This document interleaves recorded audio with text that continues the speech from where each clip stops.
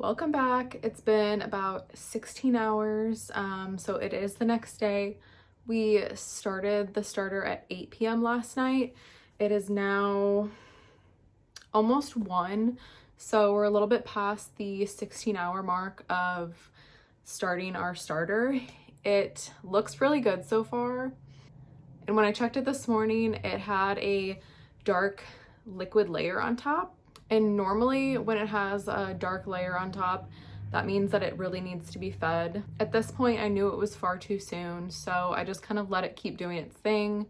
And a few hours later, it's now got a little bit of a rise on it, which is perfect. Like, we're at the perfect spot. It still has a little bit less than 8 hours to go. I will show you what it looks like right now. So around like the 16-hour mark, it's looking awesome. It will start to climb a little more and then it will drop. So just keep that in mind. When it starts to drop, that means it needs to be fed. So that's kind of our indicator that it's kind of like when you get hungry and your blood sugar starts to drop and you start to deflate. That's kind of what it's like. So it's rising a little bit right now. It's past where the rubber band was. It will continue to rise a little bit and then slightly drop and deflate. And when it starts to deflate, that means we need to feed it. So great indicator right there that that's when we need to feed. It might not even drop at all. This is our first time making this starter. I want to keep on our strict schedule just to make sure we're like maintaining the starter and keeping it happy. This is the schedule that's worked for me, so I'm going to stick to it. One piece of advice is just to remain patient. Trust the process. Your sourdough starter will get there. Give yourself grace. Don't worry if it hasn't shown as much rise as you wanted it to. Just continue following these steps and hopefully it will look somewhat similar to mine. So this is what it looks like at around the 16-hour mark. It's looking really good. It's a good temperature in the oven. It's around like 80 degrees in here, so it's perfect. It's not too warm, it's not too cold, and it has like a really nice climb so far. So as soon as it starts deflating again, that's when you're gonna want to feed it. Hopefully by around 8 p.m. it'll start its fall, and then we'll know that that's when we need to feed it. See you in a few hours. Okay, so this is only about an hour and a half, 2 hours after I last checked on it. It's about to spill out. Like, it's so active right now. It has like that fermented, not quite fermented, but like almost like a corn smell. So it's definitely getting there.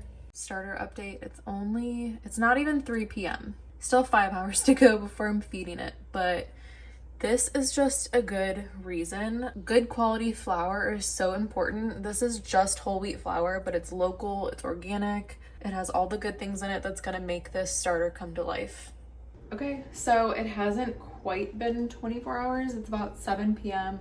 I decided that I'm going to go ahead and take it out and feed it right now because it is looking a little deflated, and I'll show you what that looks like. So this is her. She's deflated. There's that liquid on top again.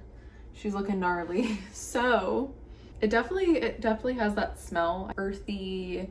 You can smell like the grains. It's almost like alcohol fermenting, kind of like sweet, sour, I don't know. Yeah, let's take a look. This is why it's important to have something underneath it. I didn't do it immediately, but then as I saw that it was kind of very active, I decided to put something underneath it. All right. She's definitely active. I can hear it foaming. It smells nice.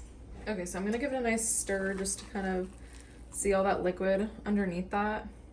Just to kind of combine that because we're going to discard this.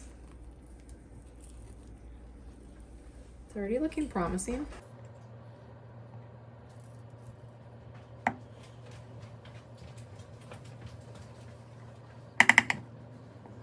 So day 2 feeding, we need 115 grams of lukewarm water.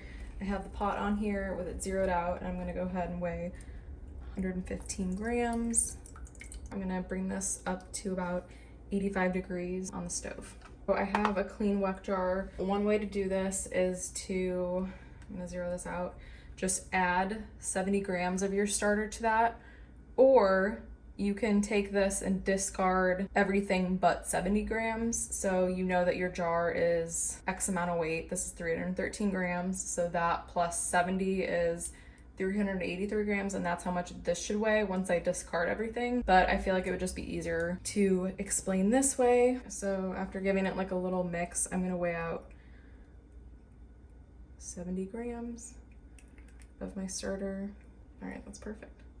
Okay, so now I'm gonna add the 115 grams of lukewarm water.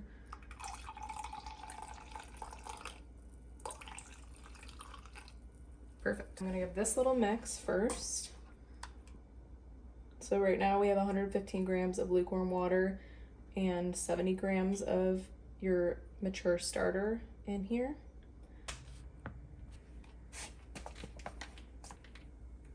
And then I'm going to add 50 grams of unbleached all-purpose flour. I found this unbleached organic all-purpose flour from Trader Joe's, which is awesome. So this should just equal 100.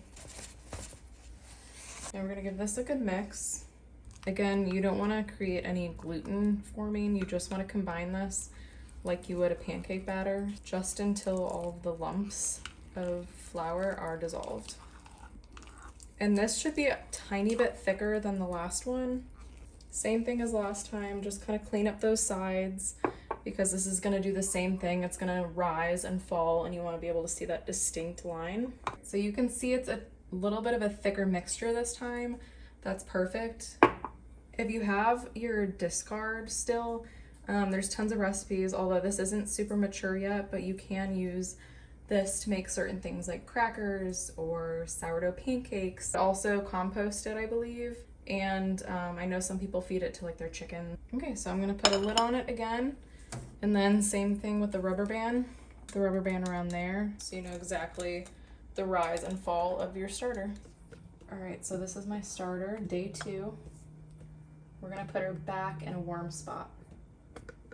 A lot of people, for good luck, will name their starters. So if you have any suggestions on what I should name her, my last one was Jan Levinson. And that might be why I killed her. Yeah, we're gonna put her in a warm spot. Check back tomorrow. I will post a day 3, and thanks for watching. I ain't never been with nobody. She